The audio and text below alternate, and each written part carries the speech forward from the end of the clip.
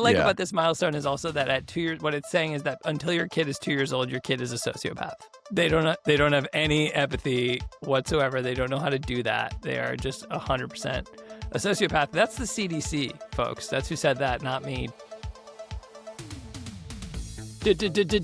Dad Club. You're back. Hello. Welcome to Dad Club. I'm Jay. I'm Greg. We do. What was that? I don't know. That? Did my voice I'm crack? Greg. I'm Greg. I'm Jay. I'm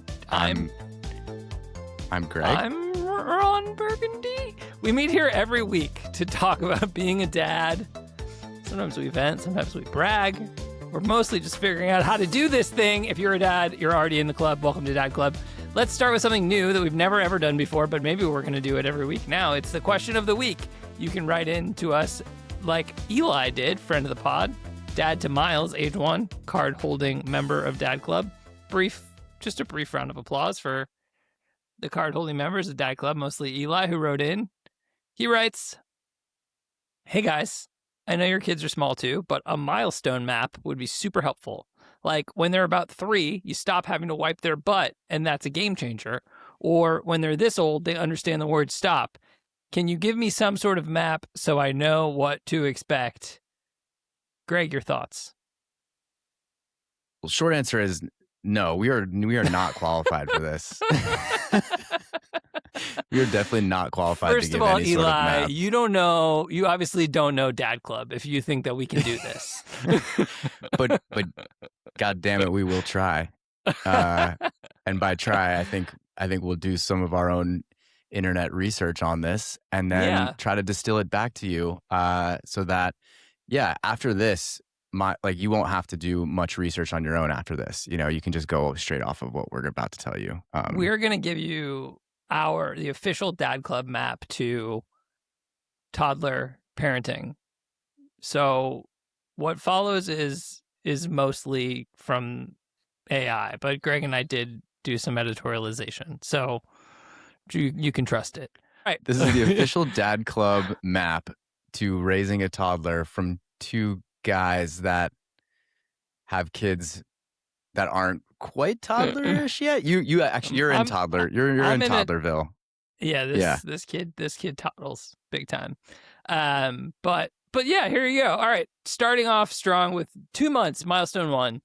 This is when you see the first smile from your child or thereabouts. Now, is that really a smile meant for you, or they're just moving their muscles? TBD. Okay, 9 months in, this is the stranger danger phase.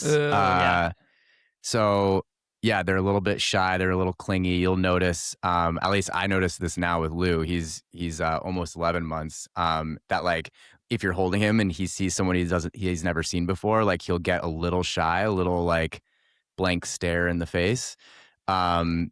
Maybe he'll cry a little bit when you leave the room. This is also when your baby might figure out that your mother-in-law is a stranger, which that's good. That's always a fun one. But it's not. Yeah, they get over it. They get over it. Yeah. Well, maybe. Yeah. All right. 12 months. Drinks from a cup with no lid while you hold it. In Sadie's case, wants to drink from every cup you have and or can you have. We drink a lot of seltzer in this house. Obviously, Liquid Death. Shout out to our not sponsor yet, but they're coming around. And as Greg takes a big sip. But Sadie has been known to take a big mean swig of your cup and spill it all over both you and her, which is super fun. That comes from the CDC, FYI. These are well-sourced documents. And yes, one thing about this is that'll probably happen before 12 months. That was happening with Lou at like 10 months. He was just grabbing everything on the counter and would try to put it in his mouth, including drinks. And then sometimes I would help guide that in, and he would actually drink a little water out of the cup that way. There you go. Okay, 15 months follows a direction if you point, apparently. At 15 months, children will follow directions that are given with both a gesture and words. He'll follow stop if you gesture at the same time. Stopping on the word alone is sold separately, according to the New Jersey government. Yeah, it's interesting. Stop is not really a hand signal, so I don't really know what Claude was doing with this one, but I do think that Sadie started to listen to stuff around that time. She started listening to directions. Now, when I say listening to directions, I mean like for 0.2 seconds. Like you might be like, stop, and she'll look at you, and then she'll continue fiddling with the other. You're like, dangerous, and she's like, that means play more. And you're like, that's not what dangerous means. It's a really fun game. 18 months follows a one-step direction with no gesture. So if you say, give it to me, they'll give it to you. And I can attest, Sadie is on the cusp of 18 months. And if I'm like, hey, can I have that? She will sometimes give it to me. Also at 18 months, points to show you something interesting. Sadie's in a big point phase. You'll get this. It's really cute. It's a lot of power pointing, just like pointing at stuff and whining, going like not using words, but just going. It's really been super good. I love that noise. Yeah, thank you. I can do it again. I hear it every day. Cool. Skipping ahead a little bit here to 2 years. This is the running phase. Ooh. This is the key milestone where now your kid can run away from you, usually in public, and probably towards a road or something else they shouldn't be running towards. And then also at 2 years, this is when they start to, feel a bit of empathy. They're starting to notice when others get hurt or upset. So yeah, empathy arrives here at 2 years as well. So as they're running away, they also kind of feel bad when you fall while you're chasing them. And yeah, they're gonna figure out how to use it against you. He knows he hurt you. He's 2 years old is when they learn tactical empathy. Not just regular empathy, but tactical. What I like about this milestone is also that at 2 years, what it's saying is that until your kid is 2 years old, your kid is a sociopath. They don't have any empathy whatsoever. They don't know how to do that. They are just 100% a sociopath. That's the CDC, folks. That's who said that, not me. Do not give me that credit. 2 to 3 years is when potty training begins. Hot take on potty training, not a hot tip. This is based on a true story from my friends, Jamie and Zeke. Hi, guys. Are you listening to this? And Jamie and Zeke potty trained their son by putting him outside for an entire summer with no pants on. Because you will know if he goes to the bathroom. You can see he's always going to go pee or he's going to go poop. And then you pick him up and you put him on a toilet. And by the end of that summer, that kid, who I think at the time was like 2 and change, was fully potty trained. So I don't know. Hold on a second. I'm trying to wrap my head around what this looks like in practice. Sure. I mean, you got to be outside. You can't be doing this in a house. You got to be like, hey, we have a home with a backyard, and this kid's going to be in the backyard with no pants on 10 hours a day. 10 hours a day. Yeah, something like that. I mean, hopefully the backyard you put him in like a little baby jail with like some wee pads. Listen, this is not my system. This is what I've been told. That's true. And yeah, we're not here to tell you how to do it. We're just telling you that it's been done, and maybe you could figure out how to do it. I think it's worth a Google. I think it's worth a Google. When Sadie is potty training, I probably will not do this because it'll be peak winter, but it's possible that I could maybe just like hang out in Miami for 4 months and potty train my child in a beautiful oasis. Dad Club. Yeah. Spring break 2027. Or I don't know if you have a basement, but you could probably do a basement and put some pads down. No. We don't have a basement because we live in New York. We're lucky to have a toilet. Okay, 3 years. Calms down within 10 minutes after you leave. You love to see it. I doubt it, but that's possible. Calms down within 10 minutes after you leave. That's also the CDC. That's at 3 years old. I don't know. I mean, the CDC, I think they might be a little off on this one, because that feels like, to me, at least in my experience, Lou calms down pretty quickly after we had dropped him off at daycare. Like sometimes he wouldn't even look back, when he was being taken to go play. I think this is suggesting that you haven't reached the parabola yet. Like, I think this is saying he's going to start to get more separation anxiety from you as he becomes more of a human being, and then it will apex. And at 3 years old, he will be able to regulate his feelings a little bit better. Got it. I've heard from my brother and sister-in-law that at 3.5 years, their daughter has become the most powerful person they've ever met in terms of how she can manipulate them. So Oh yeah. keep Yeah. an eye out for that 3.5 to 4 years. They may be calming down easier after you leave, but they're also figuring out how to make you do everything for them that they want you to. Some kids remain sociopaths after the 2-year cliff, is what you're saying. Yeah. Cool. 4 years. This is avoiding danger, like not jumping from tall heights. Interesting. I have never actually gotten past this milestone personally. It's something where, I grew up snowboarding, still love to do it, still love to jump off of really tall things when I do it. And, by 4 years, I think Lou might be shredding already by then. Right. And I might be, you gotta get him out there. Yeah, I might be at this point trying to break the avoids danger. CDC. Embraces danger. Lou, danger fast. Yeah. Calculate risk of danger is more like the speed. Our pediatrician has a great line now that Lou is like standing up and holding on to things. She basically just said, he's gonna fall a lot. He's probably gonna get lots of bumps and golf balls on his forehead. As long as he falls from his own height, it's fine. So that's the advice that I got from our pediatrician, who I love, by the way. Dude, she has a great philosophy of how to work with parents. And yeah, awesome. I love that line. It happens cool. because Sadie's we started buying this like spray that's like an instant Band-Aid like skin fastener spray. Oh wow. Because like literally Sadie will come home with so many cuts and scrapes and bruises on her legs that it's just like she's just torn up from the playground. She comes in and she's just like a professional athlete. We just like spray some plasty on it and just like send her back out there. Like, you're good. Throw some dirt on it, Roethlisberger. All right, the last threshold. This has been going on forever. Maybe we're not going to do question of the week every week, or if we are, it's going to be way shorter. 4 to 5 years is the wiping the butt threshold, Eli. So you have a long time to wait before Miles will be wiping his own ass. Sorry about that. Hey guys, listen, if you have a question or a comment or a complaint for Dad Club, you can email us at hi@dad-club.com. And honestly, I really hope that you email us. I would love Me too. for the Dad Club email box to be something besides notifications from TikTok about Greg's new posts. So can you email us hi@dad-club.com? For Jay. Do it for Jay. Do it for Jay.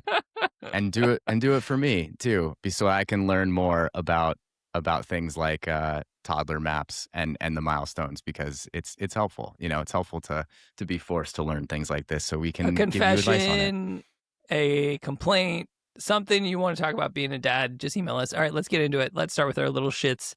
Obviously, the most important thing that we are here to talk about this week is, of course, the marriage of Taylor Swift and Travis Kelce. Duh. Yes, you guys knew that. You guys knew that was A block. Item 1. Of course, your favorite dad podcast needs to talk about the Taylor Swift wedding. Duh. Listen, maybe they're going to be parents soon. Maybe Kelsey's going to be a certified card-carrying member of the Dad Club. I hope so. First question, Greg Fass. Is Madison Square Garden a good wedding venue? Oh, yes. Probably the best. I think that's the coolest part about this wedding for me, is that it happened at the Mecca, right? I mean, that's not just because I'm a Knicks fan. It's like it's been a Mecca of, sports and entertainment and comedy. It's the place to see a show. The sound is great, so I'm sure they had awesome music and everything as well. I mean, one of my feelings about weddings is that, outside of the whole love thing, it's it's really about the music and the food. That's what makes a great wedding, right? And obviously the people. So like to think that it's at a venue like MSG that has, such great sound, I feel like this was probably awesome. I didn't really look into this because there's just been so much of it shoved down my face just when I scroll the internet, but I haven't been able to find out, and maybe this is just a couple Googles away, but I haven't been able to find out who the DJ was. because you got to assume it was somebody cool. Like I've pictured it being like Mark Ronson, or maybe it's like Calvin Harris, or like Tiesto would be good. I don't know who the DJ was, but I hope that they had a good DJ. And to your point, I think the food and drink must have been absolutely next level. Do you have a go-to wedding drink? Yes, I have drinks. Drink, yeah, I like it. I like that. But I like that. I mean, look, I think it's. I'm very much the type of person that will drink based off of the location that I'm in, right? So like, sure. If I'm in Mexico, which I've been to a few weddings in Mexico, I got married in Mexico. I mean, it's tequila, right? Yeah. Or mezcal. But yeah, or mezcal, right? But you know, if it's a, you know, stateside, you know, we're dressed up nice, like I gotta start with a martini.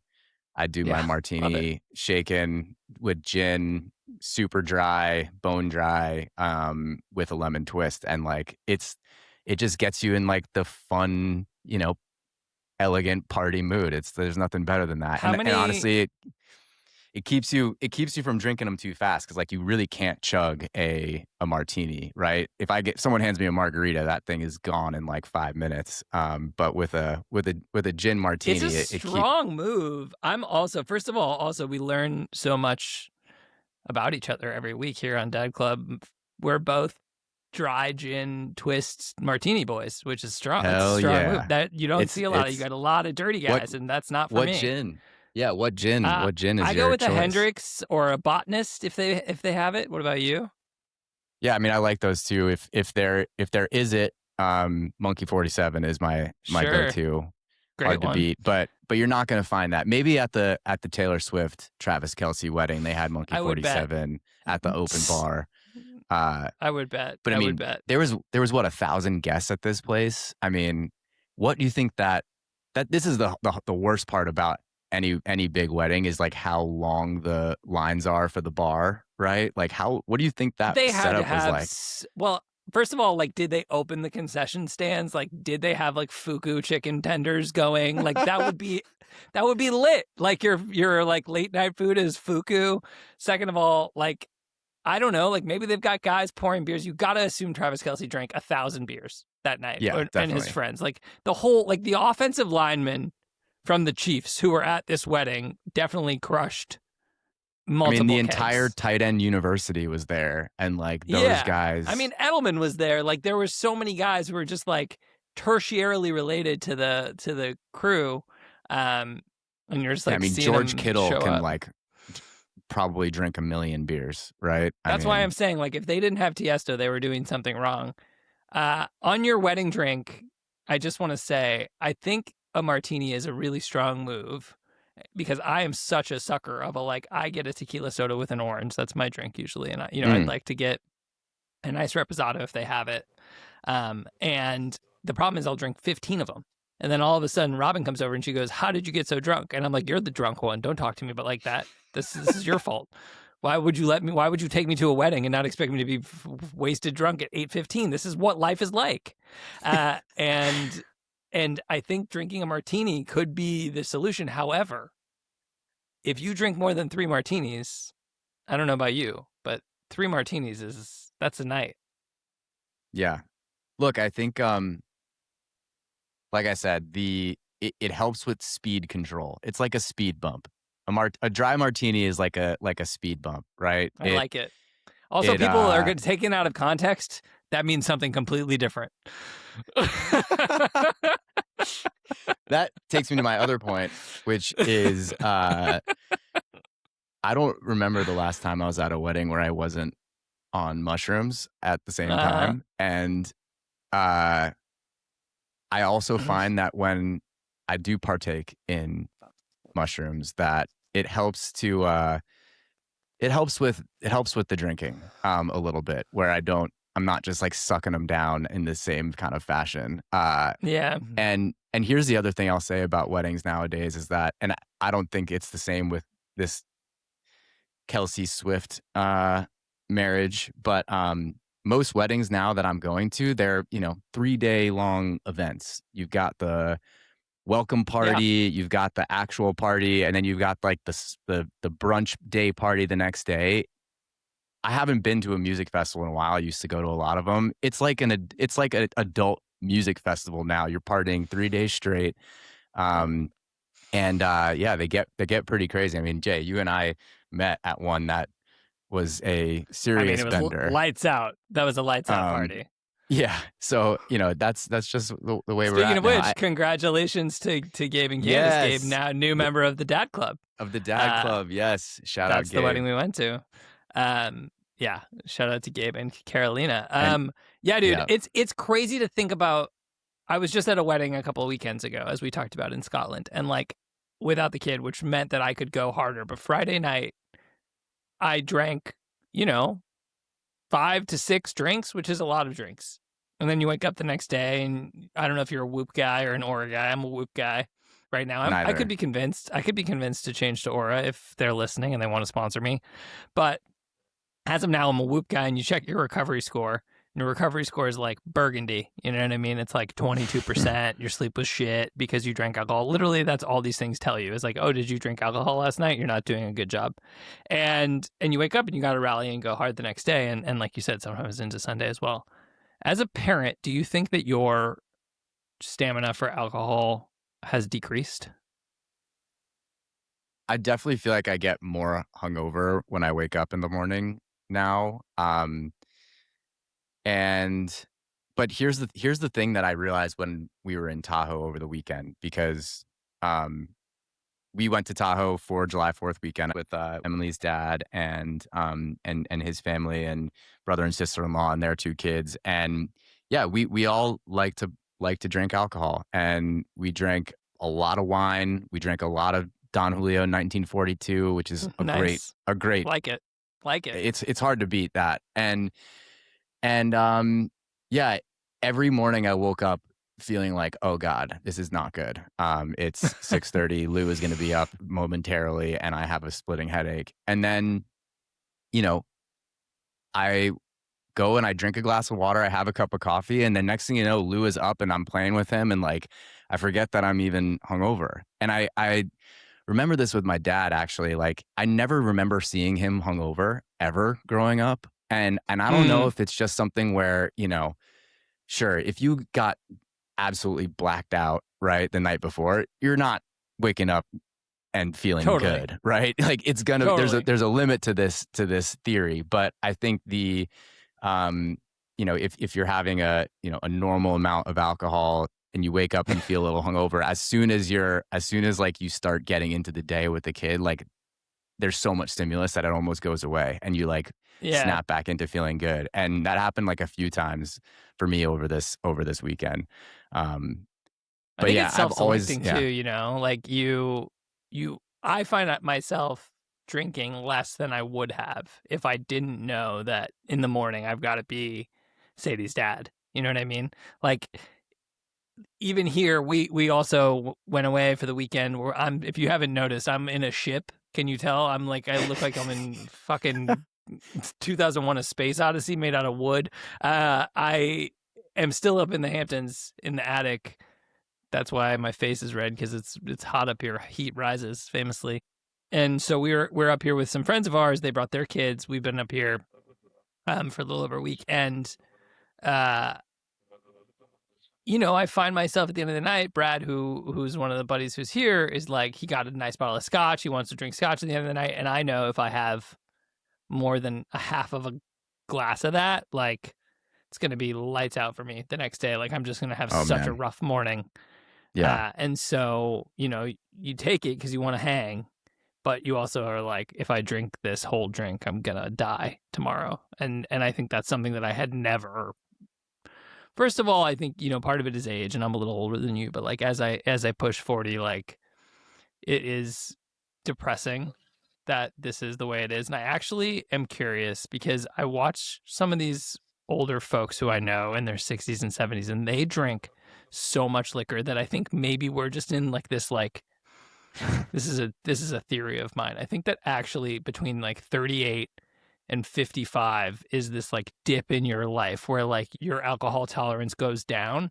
And then as you get older, it actually re-increases. Because the way I see some of these older folks put down vodka or gin, I am so impressed with their ability to drink so much more than me. And maybe it's the little kids thing, but I just hope that one day I can grow up and be like them. You know what I mean? I hope that I can just put away a handle of Tito's and just like for it to not be a thing the next day. Yeah, I mean, I get that. I've seen it. I that's what I was saying with my dad. Like he would have what seemed like endless beers or endless glasses of bourbon at the end of the night, and then I would never notice that he was hungover in the morning. Right? It did not compute. And I think at least for me, like some nights it seems like that. Some nights I can keep drinking glass after glass, and maybe it's what I ate. I had a big enough dinner or something, but some nights I can do that, and other times I'll have one glass of red wine. I wake up with a splitting headache, and it doesn't make sense. So, yeah, I agree. Maybe we're going through it. Maybe this is the age where we take that little hit, and maybe that's our biology saying, "Hey, you got a kid now. Like, maybe cut it out for a second." Our biology is giving us an then you L. can, yeah, and then you can start it back up again once the kids are in college. School. Yeah, or middle school. I was thinking middle school. Middle school is better. Middle school is good. Yeah, no, let's settle for middle school. Let's meet in the middle. Yeah, well, we're gonna have to reacclimate, so I think we started middle school. By the time our kids in college, we'll be totally acclimated. We can go hang at the parties for Dad's weekend. For Dad's weekend, that is my dream. Is like I do have these like really lovely thoughts of Sadie when she's 25 and like just like going out and drinking martinis and like doing something cool. I was thinking the other day, I think I wrote about this in my Substack, like we went to see Bruce Springsteen a couple of months ago, and I was Cool. like, who is going to be our generation's Bruce Springsteen? Because I saw so many like dads and kids like there together, like jamming out to Bruce, like, this is what they were raised on. And I was like, Sadie's not going to come with me to like the Krungbin concert and be like, yo, like we're like, this is so fucking lit. You know what I mean? Like, who's going to be our generation's Bruce Springsteen? Like when our kids are 25, 30 years old and we're like 70. I don't know. I've thought about this a lot. It just classic rock, like I don't feel like we're developing the music right now that's going to be like the classic rock that we had growing up as kids that our parents listened to growing up. And I don't know, maybe it's just a generational thing and it'll work itself out, but I don't see that happening, right? Like unless it's stuff that I'm just not listening to right now, in which case I mean, it all comes back to like, Taylor, is it going to be Harry Styles? Like, is Harry Styles like, it's going to be Taylor thing? and Harry Styles? Like, that is the like music. And I guess because there's so much more that you can listen to now, it makes it so much harder to have this kind of like played on the radio over and over thing that like we all collectivize against. Like, we're not going to like go to the John Mayer concert when he's 82 and be like, and like he's going to melt our face. Like, I'm sure I would do that, by the way. Like, he's sick at guitar, but like it's not the same as the boss. Yeah. Sad. Yeah, I don't know. Growing up, my parents, used to always, they relied on music a lot to like, I'm trying to remember exactly what they said here. I'm trying, gonna butcher this, but it was like, the secret to raising good kids is have them listen to the same music as you. Was like one of the lines. And, I like that. And it's like they have this theory that, if they listen to their own music, they might get into the stuff that like is going to bring them into the wrong crowd of people, right? Or they won't be able to appreciate appreciate real music probably. Because my parents, they were, my mom loved punk. My dad was a huge Deadhead. He was a huge music head. He was in a band in college. Yeah, I think that's something that I've tried. It's probably too early, even though I think I saw that like, babies, they can start recognizing music now, but like they don't really care about anything except for Baby Beluga, right? But like as soon as I can, I want to start like showing music that I like to Lou, so that as he gets older, maybe it's like ingrained in him to the point where maybe we do have similar music tastes and we can go to concerts together that we both like. I just don't know what that music will be. I have a very vivid sense memory of sitting in the backseat of my dad's car, driving to school, elementary school, like maybe first or second grade. And we're listening to this one CD that we listened to over and over again. And this one song was like the song that we listened to. And then later in adulthood, like I re-listened to the song and realized that like the song is completely fucking inappropriate for children. It's Tweeter and the Monkey Man. And it's about a guy and his drug dealer.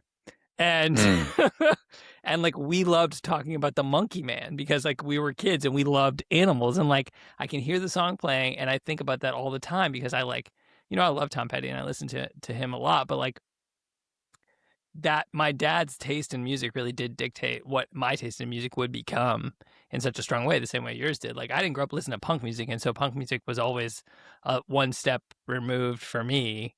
But like listening to that sort of like blues, rock, kind of like Americana stuff really led into my very early music tastes, which eventually influenced my current tastes.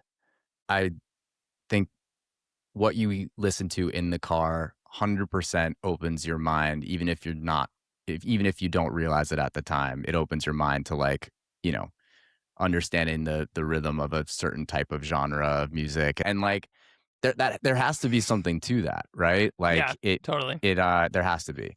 But I've got so many great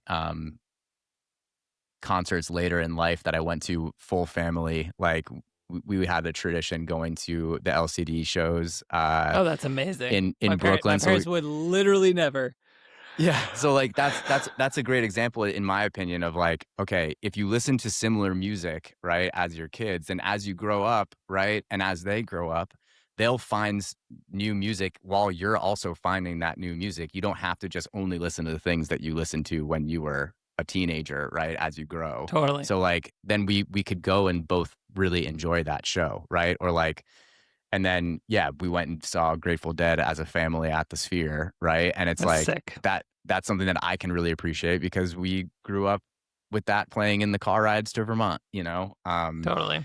So I think music is so important. I can't wait to like try to get Lou to understand some of this stuff. Right now, the only song that he really does react to is Baby Beluga, which honestly is a lifesaver. Like, I don't know if that was the case for you, but no, we don't have one of those. I have a game I want to play a little bit later about the song that's stuck in your head, but no, she's into everything. When she was little, we would only play like 70s rock and roll for her, and she was like obsessed with it. Like Brandy, You're a Fine Girl would like put her to sleep every time.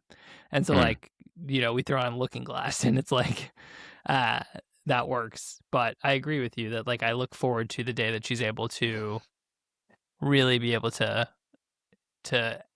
understand. And also we have a great window because we can play whatever the hell we want. And she, you know, right, I know a lot of kids who like run into the room and like, play The Floor Is Lava, and I'm like, oh my god, please stop.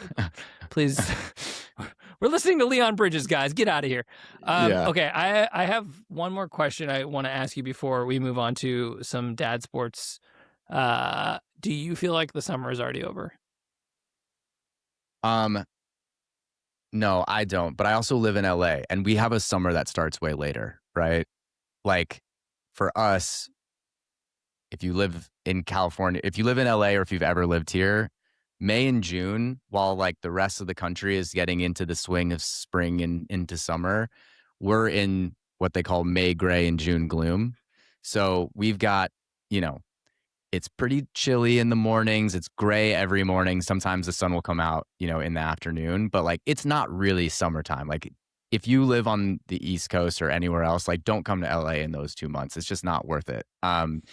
So for us, like summer feels like it starts July 4th. That feels like it's the kickoff to summer, which then goes through basically October, right? Like it's pretty summery from now through October out here. So yeah, I guess that's not really my question. Like my question is like, do you feel like summer is already over? Because like, at least for me, and I'm a Leo, I'm like fire sign, I'm like full fucking summer is my season. This is like what I live for. Yeah. And when I get to July 4th, like regardless of the weather situation, June was hot here it was like super hot. But that's kind of irrelevant. Like you get to the middle of July and you're like, oh my God, like it's slipping through my fingers. Like I can feel September coming. I can feel October coming. And I think that it's less about like how warm it is outside and more about like the general vibe of how you approach your life. I feel like in the summertime, it's okay if you sneak out for a run at 5:15. You know what I mean? And you're like, I'm going to call the day earlier. Like, just so everybody's aware, I'm drinking a beer right now as we record this podcast. Like, it's okay to have a beer when you're doing some stuff because it's summer and that's cool. And like, as those grains of sand filter through your fingers, I just feel like I'm grasping like, oh my God, I can't believe it's already mid-July, then it's going to be August, and then it's over. And, this is just, being an anxious Jewish person, but also like that is what I feel in my heart. I don't know. I just didn't know if you felt that way, but it sounds like you're good. No, I used to. I mean, having been out here for 14 years, my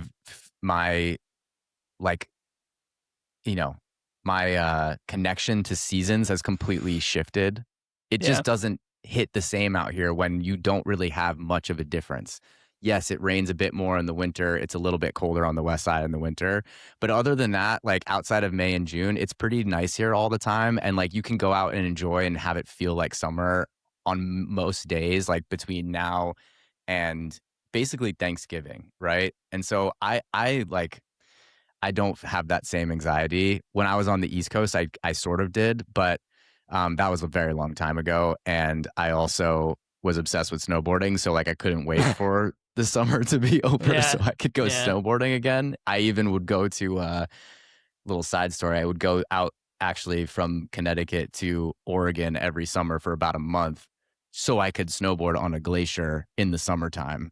That's how much I wanted to not be in summertime. So look, if I was a teacher and I had summer break, I would definitely be super anxious once July 4th came around. I'd be like, oh my God, it's, first day of school is right around the corner, but it's, I work at Liquid Death, as you guys should know. And yeah, summer is the busiest time of year for us. So it's just a little different, I think, for me.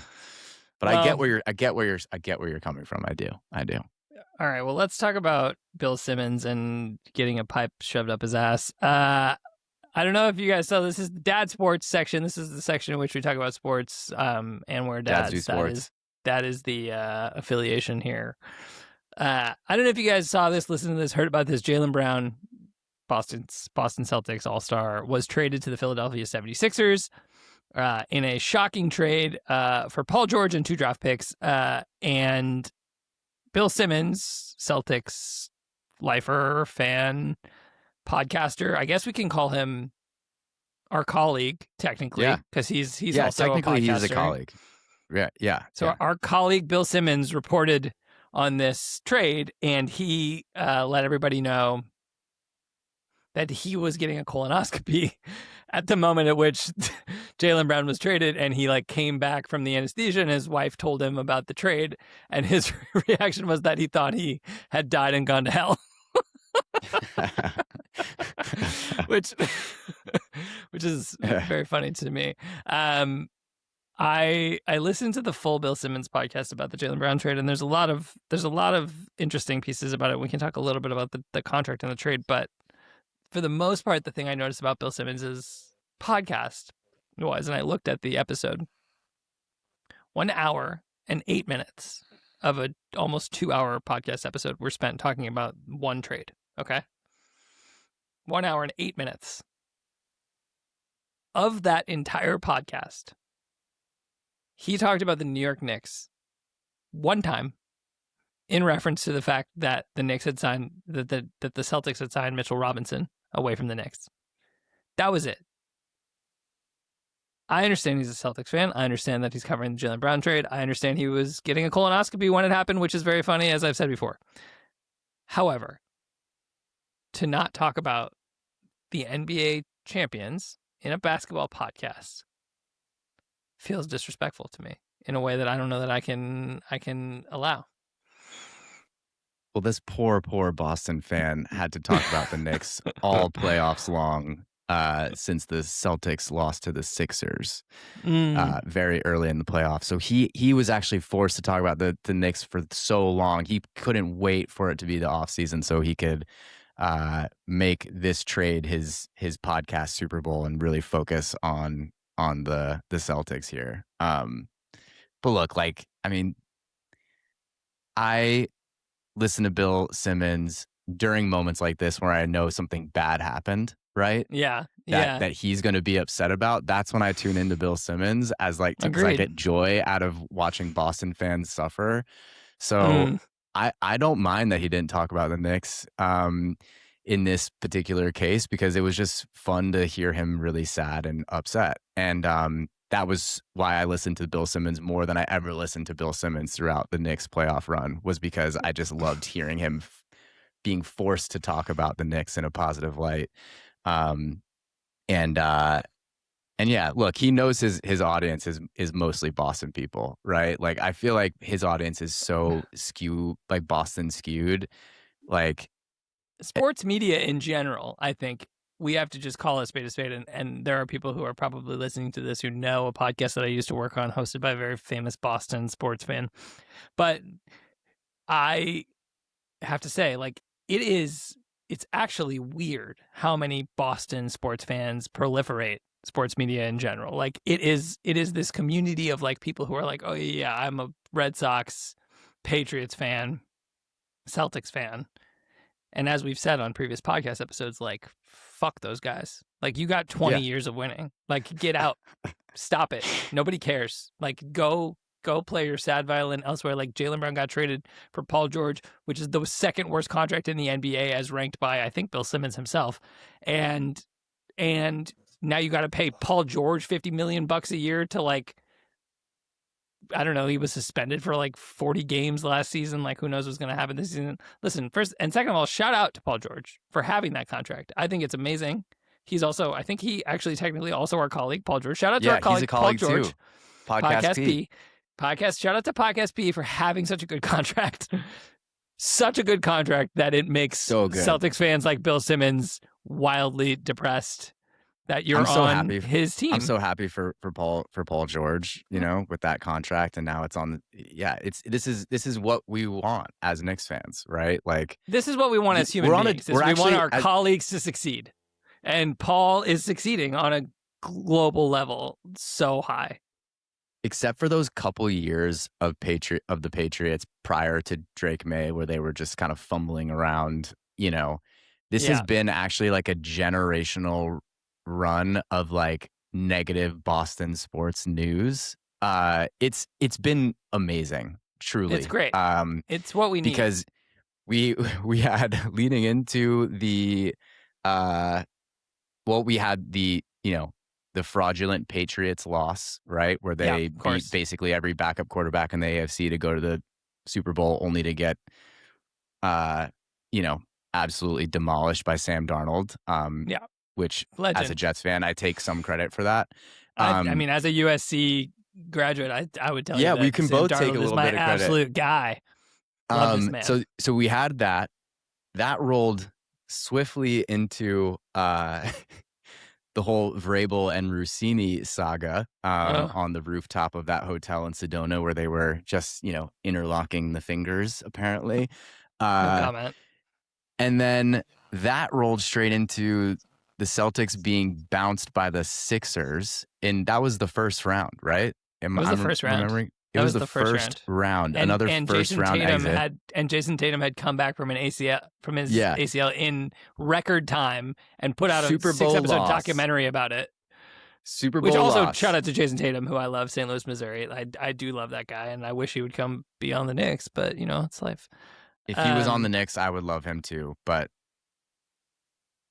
I do not. Apparently, a hell of a golfer. The way you do. Jason Tatum. Apparently, he knows how to. That's good. Drive the ball. He had a lot of time after losing in the first round to work on it. But yeah, you had Super Bowl loss, coach controversy, straight into a first round loss, and then the very first move you do in free agency is ship off your Finals MVP for Paul George, and it's just nonstop. Like, it's been so great. and I have been loving my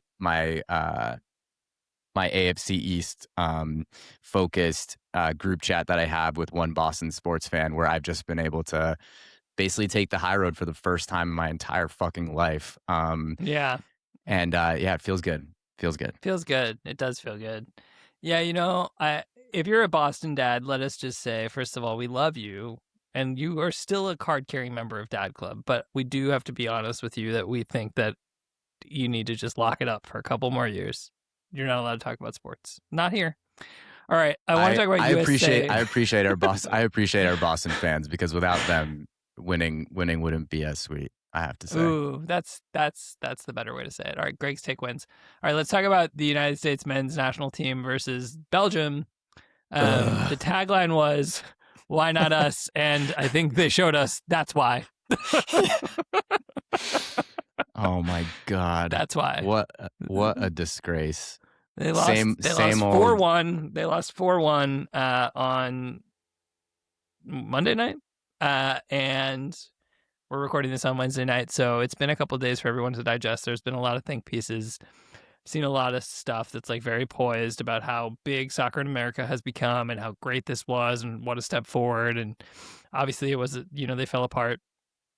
At the end of the day, I think a couple of things at play here, but largely because this is a dad podcast, the first point I want to make is this. When I think about the U.S. men's national team, I feel like a disappointed father who just keeps trying to teach my son that you're not supposed to do it this way. You can do better than this, and I expect more from you. Not in a like harsh way, but in a way that's like motivating, but also like, I know your potential. You're my kid. I'm an American. You're an American. We are the best at this, at everything. This is the best country at sports. Think about the other athletes that come from this country. You should be one of those. And instead, you are Swiss cheese against a Belgian team that barely scraped their way into this game. So one thing I want to comment on is that, and I know this is like part of what happens in World Cup soccer and everything, but like our best striker is not really like American, right? Like he grew up well, in yes, let's the UK. Let's walk that back. Let's walk it back. He is fully American. Love him to death. That I don't hold it against him. I actually think that if we want to really compete in the next World Cup, we should get more people that aren't from here to play on our team. Maybe that's what we need. Because look, like we are not going to be elite because kids grow up, they want to be football players, American football, basketball players. Like, yeah, these kids from the UK, from Germany, France, Spain, Portugal, Belgium. Brazil, like Belgium, they're growing up with soccer balls on their feet, and they're learning, like, and they're fully, ingrained in soccer culture from day one, right? And it's like, you're just not going to be able to expect a country like ours, where it's not part of it's not part of culture that the same way that these other sports are. We're not going to ever compete. So I think we need to go and find people that are willing to just play for us from other countries. And it's the American way. It's the American way. We got who perform for us. We got the coach from Argentina, right? We got the Argentinian coach. So, why not start getting the players? Another 10 guys, keep ballying and get another 10 dudes who just can rock. Yeah. I think, to your point, that and this has been well covered and documented by people who are far more advanced in this than us, but the easy answer is youth academies. The difference in what's happening in Europe and what's happening here is that their youth academies are focused on soccer, and so they are far more advanced. These kids are playing it from 5 in a competitive setting. They're raised at Man United or at Barcelona or what have you, and they become excellent world-class football players. It's not going to happen in the United States in the same way for a lot of reasons. And it hasn't happened over the course of the last 20 or 30 years, at which time soccer has become far more popular here, but it is not the same. And the other piece of it is that it's like contracts in the NFL and in the NBA and in baseball are astronomical compared to contracts in the MLS. Like if you are a super talented high school athlete and you can play basketball and baseball and soccer and football, especially with NIL, like you are going to put your money where your mouth is. You are going to choose one of the 3 highest paying sports in the United States, because why wouldn't you? There's no reason for you to hope and dream that you can go play for Manchester City when you can just as easily go play for the Miami Dolphins and be on a $100 million contract. And so that's the thing that's standing in the way. And so to your point, Greg Fass, I'm doing this because that's what Bill Simmons does on his podcast. I do like that about my colleague, Bill. I'll take it. I think the only way to do it, besides your idea of just playing with, fully people who aren't from America, is to reset and say, listen, guys, it's 2026. We just got the shit kicked out of us. We go home hat in hand, no further than we've ever been before, understanding that they added around, but also understanding that like the game that we actually had to win was this one. What if we just take elite athletes from every other sport, and for the next 4 years, their job is no longer to play basketball or baseball or football or tennis or track or ice skating if you want Nathan Chen to be on the team, and they just become soccer players, and all they do for the next 4 years is focus their entire lives on becoming the best soccer player they could possibly be. In that world, can the United States compete in 2030? Yeah. Oh, yeah. Oh, yeah. Yeah, in this hypothetical world where you could take them out of their sports that they're in because they're going to do something that has never been done before and bring the U.S. to glory, and we're going to have to pay them just as much, probably double. It's like, I think we double their contracts. We're gonna have to double their contracts. It's like how like the Live Tour got like all those golfers to go do that. We're gonna have to. It's exactly the same model as the Live Tour. That's exactly what this is. This is the Live Tour of soccer. And yeah, we're gonna dominate if we give them the tools and we actually bring in, because we have the coach. We can get great coaches to coach the U.S. Of course, but just don't have the guys. Like it doesn't matter who your coach is when you just don't have the guys, right? Okay, so in this situation, what we're saying is, if you could take players from any sport in the United States, American, they must be American born, same rules, FIFA rules. Do we think we can draft an 11 that could not only surpass the current men's national team, but actually compete for the World Cup? 100%. So what I'd like to do is for us to have a quick draft of the best 11 sports players who we think could translate if we pay them double their salary starting today to just play soccer and get really fucking good at it. Who would you draft?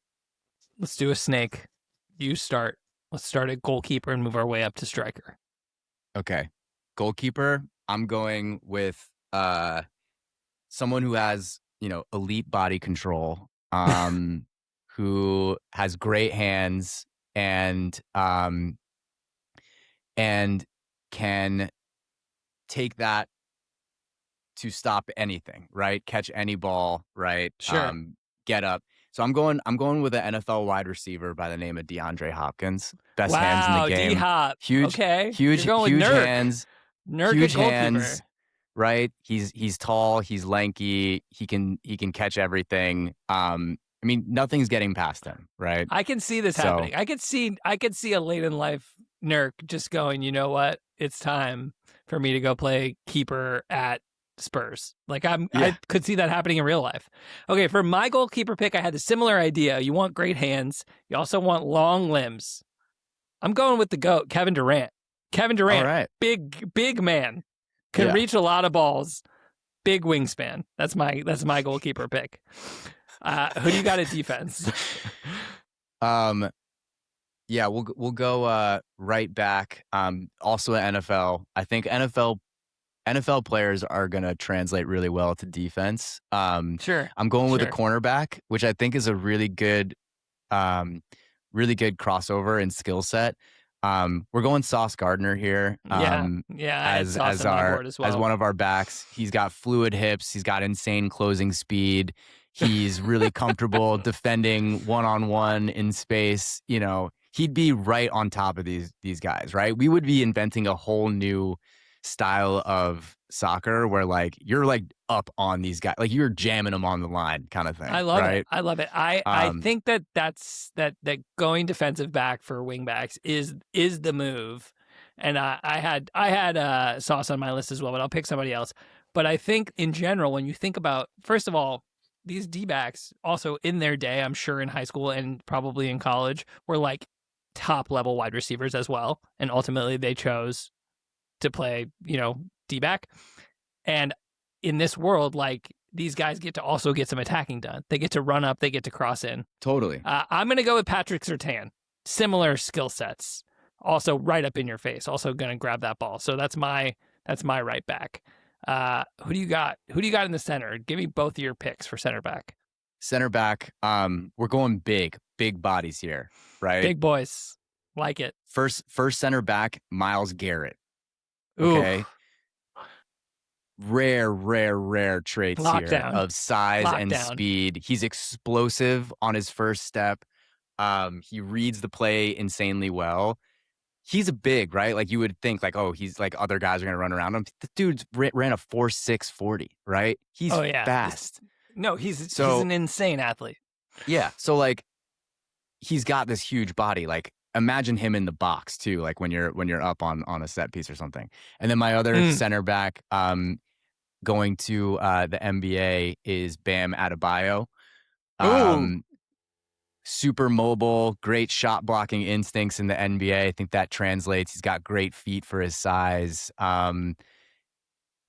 can do it all. I think you pair up Myles Garrett and Bam Adebayo together. I mean, you've got the length and the strength. I think that's a great center back combo. That's a great pairing. I went with the Aarons.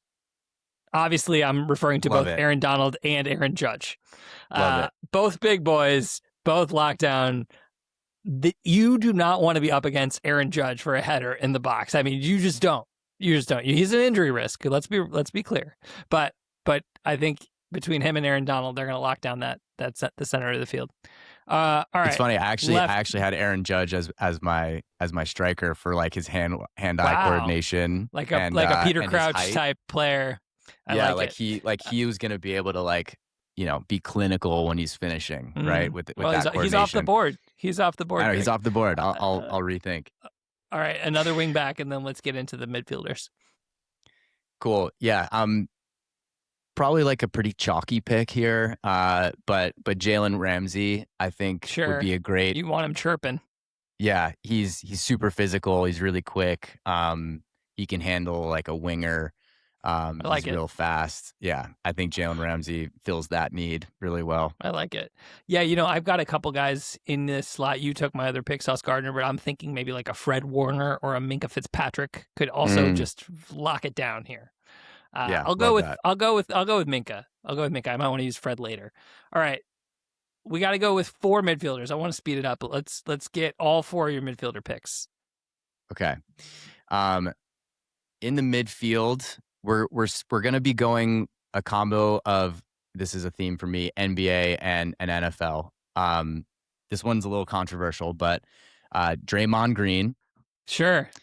Like it. Elite vision, great communication, defensive IQ. He's like the quarterback on the field, right? Yeah, you're just going to have to argue with Charles Barkley if you can get him out of inside the NBA and onto the pitch. Sure. Yeah, but I think he does a great job disrupting things in the midfield and can spot everything. My other attacking midfielder would be Steph Curry. Sure. His footwork, his ball handling would hopefully, his shot from deep to foot handling. You got him shooting from the midfield. Exactly. He's creative in small spaces. So, and I actually had another. You had said Fred Warner, didn't you already? I didn't take him. I took Minka, so you could take Fred. Okay, all right. So I'm taking Fred Warner as my other center mid. Great range, sideline to sideline, tackling, obviously. So those are my midfield. All right. I had Myles Garrett, but I can't take him. He was going to be my holding midfielder. So I'm going to sub in. Josh Hart for my holding midfielder because the guy can do anything. That's my guy. Shout out to Josh. And then my other center midfielders are really about creation. They're about creating movement across the field. They're about looking at the field and really becoming the architect. The main midfielder who's your creative player, who's really the quarterback of the offense. I'm thinking like an Iniesta in his day sort of player, right? Like a Juan Roman Riquelme, if you will, is clearly Lamar Jackson. Lamar Jackson, the greatest living quarterback of all time, should be out there and he should be distributing the ball as he sees fit. I would also like Ben Shelton out there. I think Ben Shelton's going to bring you the intensity. He's going to bring you the strong finishing. He's got that spark to get going. And my last center midfielder is another creator. He maybe is a little undersized, but that's never going to stop him. It's the one and the only, the GOAT, Jalen Brunson. That's my midfield. What's Jalen Brunson's 40 time? Do we know? It doesn't matter. It doesn't matter to me. His footwork is so good, it's irrelevant. You got to think about the footwork. Yeah, you got to think about the footwork. It's same as Steph Curry. That was my pick at that. So I get it. Yeah, I love that pick. I love how our Knicks are just dominating the. I mean, listen, if they can win the championship, they can do anything. All right, let's finish it off with our offense. So you got 3 guys in your top line. Yep. So our 2 wingers, both like I think again wide receivers I think are going to translate really well here. Going with 2 of the fastest, best wide receivers in the game, Tyreek Hill and Jamar Chase. I think you pair them up left and right. They both have like track level speed. They're elusive in space. They've got the route running off the ball that I think will translate really well. And they got insane bursts. They can run away from people like Sauce Gardner at the line of scrimmage, with 1 yard. So yeah, those are my wingers. I think they'd be a terror to deal with. And then I don't know, I went back and forth, since you took Aaron Judge, I was going for this really wrecking ball with good hand-eye coordination. But I think you can kind of go 2 ways here. I think I'll stick with what my original plan was, the wrecking ball. And there's no better wrecking ball than Derrick Henry. Wow. King Henry at striker. I love it. This man would absolutely tank everybody. He's a literal battering ram. He's got straight line speeds. He's fast. He's huge and he's so fast. He can run with anyone on the pitch. He runs defenders over. He finishes plays. This is an amazing target. Lights out pick. Wow. Yeah. I'm so mad I didn't think of this. This is so good. Yeah. I mean, okay, that's a great team. He's the best target in the box you can think of. Yeah. That's a great team. All right, my offense quickly. I had the same thing as you, although I'm going running backs instead of wide receivers because clearly great with their feet, great with their footwork. We're talking about a foot ball here. You know what I mean? Not, literally putting the foot to the ball. So at left wing, I've got the legend Jahmyr Gibbs, who runs a 4.2, cannot be stopped, just going to get his nose into the goal every time he possibly can. On right wing, Saquon Barkley, same deal, great footwork, is going to cross over these guys, just absolutely lights out. And at striker, if you're going to field a team of Americans, there is no way you can't pick LeBron James. He's the greatest living American athlete of all time. And there's nobody you could say, hey, can you go do this for 4 years and become the best at it, that I would doubt. It doesn't matter if you're can you go create the best AI company? Can you go become the best striker on the men's national team? LeBron could do it. It doesn't matter. I have 100% confidence that LeBron would become the best striker in the English Premier League. So LeBron James is going to round it out as striker. My bench quickly, I just want to give you. Yeah. Go for it. No, I was just going to say, LeBron, I mean, imagine someone his size in the box on a corner. Just get it up. Get it up to him. Just get it up to him. He's going to head that ball in. Yeah, every time. Nobody's going to body them. Virgil van Dijk has got No one's nothing gonna on this stop man. him. And he's got, a really great platform for a header. Got a good forehead. He's got a good forehead. You better look out. You better look out for LeBron at striker. Okay, my bench quickly. Jordan Clarkson for the vibes, obviously. Trae Young, because he's chippy. I like him on the bench. I like him shit-talking. I've got Francis Tiafoe. I think he could sub in at midfield really nicely anywhere. And then you want to make sure you've got somebody, you got to get Christian McCaffrey just, to sub in for Saquon when Saquon runs out of gas. Christian McCaffrey could be in any. He can play any position. Spots. Literally pick up spot and let Christian McCaffrey go. And last up, I want to take the fastest man alive, Noah Lyles.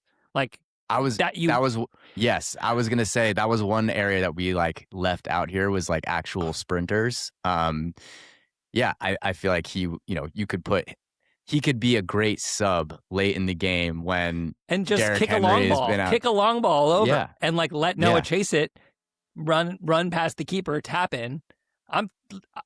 For my coach, no disrespect to our current coach, but I'm going with Steve Kerr. I just think he's a motivator of Americans in a way that I don't see very often. Although Mike Brown is a good backup, clearly. But that's my team. I love it. That's awesome. I think we just won the World Cup. I think at least on paper. I think we won the World Cup. Listen. If you guys have a best 11 you want to submit to us, let us know. Respond in the comments. Also, if you think that this is a bad take, first of all, fuck you, and second of all, you're probably right. But this is what we believe. We can't be just losing to Belgium every year in the round of 16. It's not appropriate. So let's pay these guys double. Let's pay it out of the White House budget, and let's win the World Cup in 2030. All right, that took a long time. I'd pay extra tax for this. I would. I'm good with an extra small amount, but a small amount, but extra. If everybody if this was real, in, it would be like if we could $1 actually per do person. this, if we could actually do this, I would 100% kick in on this. $2 per person, happen. $2 per American. I think we could afford it. Yeah, let's just all pull all of us dads who now have the $1,000 check that's coming. Hopefully, soon. If you reroute our Trump accounts into this, reroute that to this, and we're there. We're there. I think we actually are there. Okay. Yeah. I'm good with that. Everybody else good? Cool. Show of hands. All right. And it's settled. Okay. Quickly, I just want to know before we wrap up here. This is a game called What Song is Stuck in Your Head. If you have little kids, you have a song stuck in your head. That's how it works. So Greg, where are you at? This is one of the first times I have a song stuck in my head that has no lyrics. But it is this little actually, Jay, you would love this toy, honestly. It's oh yeah? I doubt it. Yeah, because it plays this awesome song, makes lots of noise, it moves around. It's an octopus toy. It's a plastic octopus that can stand up on its tentacles and it can spin around, and then it also has a mode where it goes on its side and can swim across the room. And it's got this really weird tune that I'm going to try to whistle for everybody here.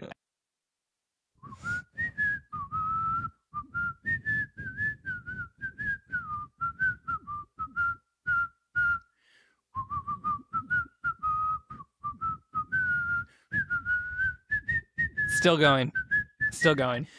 This is what's called good podcasting.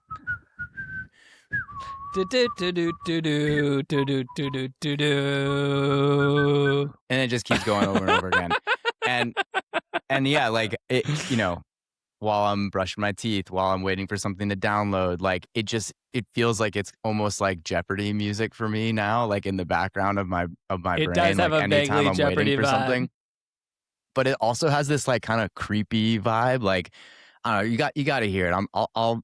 What's your address again? It's I'm gonna send you one. It's kind of Kill Bill the nursey in a way.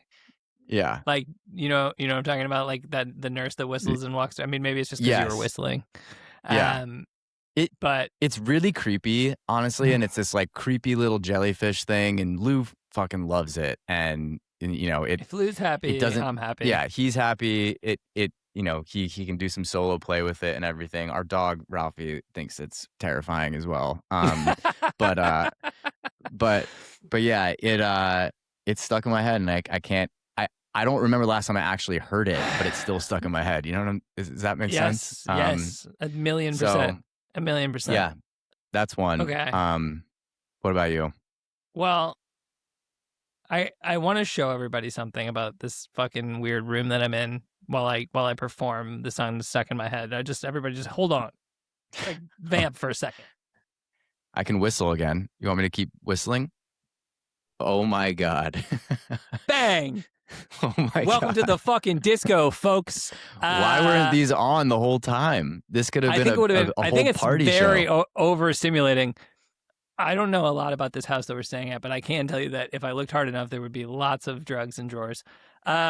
So Sadie's got a Tony box, and she's got this one weird Tony that's like a little fox. I don't know the character.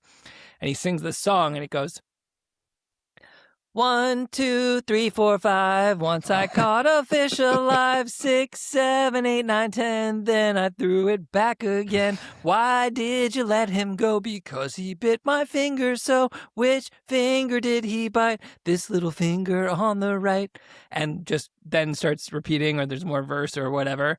And it's actually really cute because when it says finger, Sadie like holds up her little fingers because she knows what fingers are now. And it's really sweet, but the thing about the Tony box is every time you take it off and put it back on, it starts over from the beginning, which is what some would refer to as torture. And and so I've heard that song, I want to say 30 million times over the course of the last 3 or 4 weeks since she's had the Tony. Anyway, I got to turn off the disco lights because I should have put like a seizure risk or something on the screen, but I feel like that's I don't know. I like them. I think you should keep them. Okay, well, let's keep them for the ending.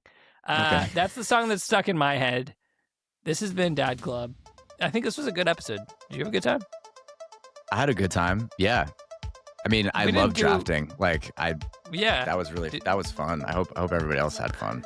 Yeah, if you guys didn't have fun, that's your fault because we had a great time. This is my favorite meeting yet. This is my favorite meeting. I think this was a really good meeting. I'm glad that we scheduled this. I don't have anything to circle back on just yet, but I'll follow up. No. That's this week's episode of Dad Club. Thank you guys for listening. Listen, you can follow us. Please subscribe to us on both Spotify and YouTube. Both. Because sometimes you're a Spotify dad, sometimes you're a YouTube dad, sometimes you're both. This time you're both. Please subscribe everywhere that you can. You can follow Greg at Dad's Got a Dad. You can follow me at Welcome to Dad Club. And we will see you back here next week for another episode. Sorry we were late. We love you. Love you guys. Go Dads. Go Dads. All right, disco break. Bow.